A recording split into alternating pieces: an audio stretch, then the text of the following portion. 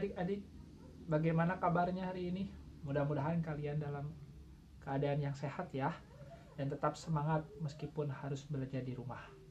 Ya, kita berjumpa lagi hari ini bersama Kak Trisna dalam pembelajaran tentang air. Kenapa kita perlu air? Ada yang tahu adik-adik?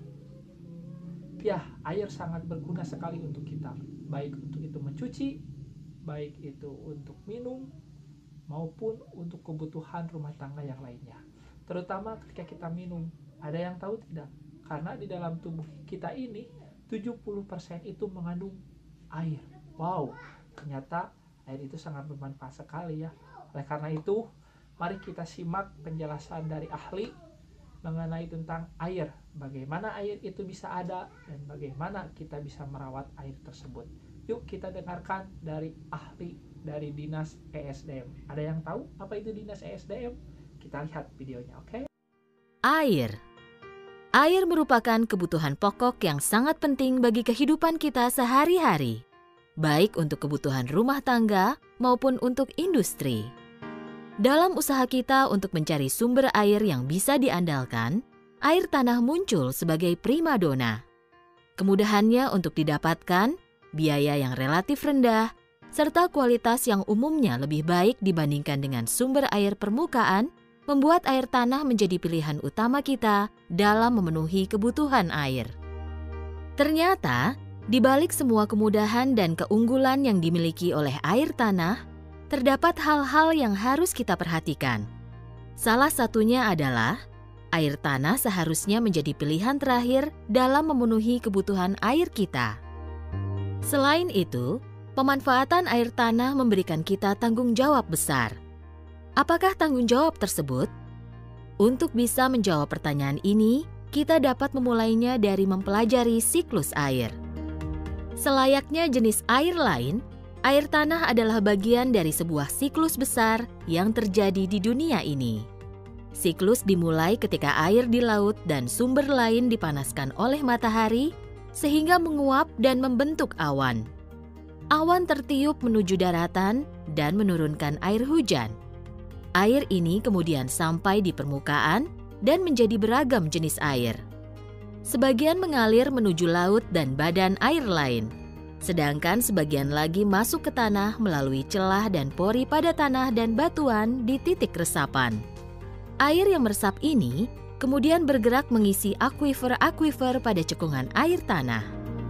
Di Provinsi Jawa Barat sendiri, terdapat 27 cekungan air tanah ini yang terdiri dari 8 cekungan air tanah lokal, 15 cekungan lintas kabupaten atau kota, dan 4 cekungan lintas provinsi. Proses bergeraknya air dari zona resapan menuju zona lepasan pada cekungan air tanah memakan waktu yang sangat lama. Sebagai contoh, air tanah di kota Bandung saat ini berasal dari daerah Bandung Utara ratusan tahun yang lalu. Lamanya waktu yang diperlukan untuk melakukan hal tersebut membuat air tanah menjadi salah satu sumber daya alam yang tidak terbarukan dalam rentang waktu usia manusia. Selain lamanya waktu untuk diperbaharui, kondisi air tanah juga berkaitan erat dengan kondisi lingkungan di sekitarnya. Sebagai contoh, air tanah yang diambil berlebihan dapat menyebabkan penurunan permukaan tanah yang dapat merusak bangunan di atasnya. Sementara zona resapan yang rusak menyebabkan air hujan yang seharusnya meresap menjadi air tanah berubah menjadi banjir yang merugikan kita semua. Melihat besarnya minat penggunaan air tanah, lamanya air tanah diperbaharui, dan keterikatannya dengan kondisi lingkungan sudah menjadi tanggung jawab kita semua untuk melestarikannya, demi memastikan sumber daya ini dapat terus dimanfaatkan kini dan nanti. Caranya adalah melalui proses pengaturan penggunaan dan proses konservasi. Untuk pengaturan penggunaan, pemerintah telah mengeluarkan aturan-aturan yang mengatur pemanfaatan air tanah.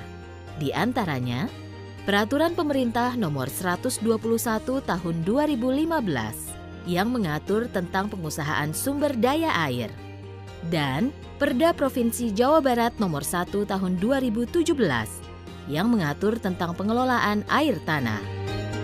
Selain pengaturan, ada proses konservasi yang bisa kita lakukan yang akan dijelaskan melalui pemaparan berikut.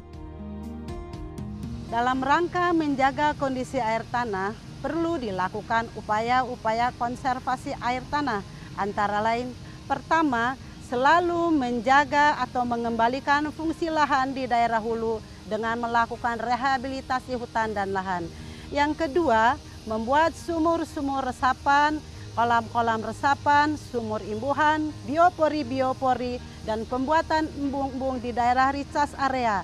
Yang ketiga, melakukan penghematan air tanah secara efisien dan efektif. Yang keempat, yang tak kalah penting adalah memanfaatkan air hujan atau rain harvesting. Air tanah merupakan salah satu sumber daya air yang keberadaannya terbatas, dan kerusakannya dapat mengakibatkan dampak yang luas, serta pemulihannya sulit dilakukan. Oleh karena itu, marilah kita jaga kondisi air tanah sebagai sumber daya alam yang akan diwariskan untuk sumber kehidupan generasi yang akan datang.